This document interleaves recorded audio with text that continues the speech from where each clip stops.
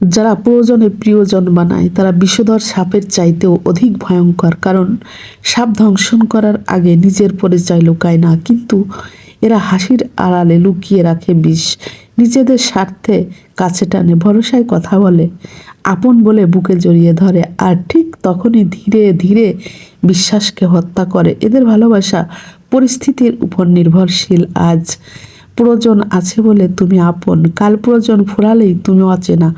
আপন পরে ভেদাভেদ এদের কাছে কোনো আবেগ নয়, শুধু সুবিধার অঙ্ক।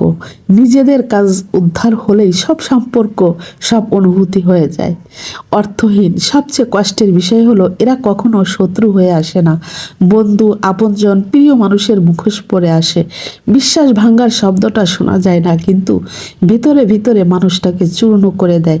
এদের দেওয়া আঘাতের দাগ কখনো চোখে দেখা যায় না, তবুও সারা জীবন বয়ে বেড়াতে হয়। তাই সাপকে যতটা ভয় পাওয়া যায়, এই মানুষগুলোকে তার চেয়ে বেশি ভয় পাওয়া উচিত, কারণ সাপ শরীরের ক্ষতি করে আর এরা আত্মার উপর আঘাত করে।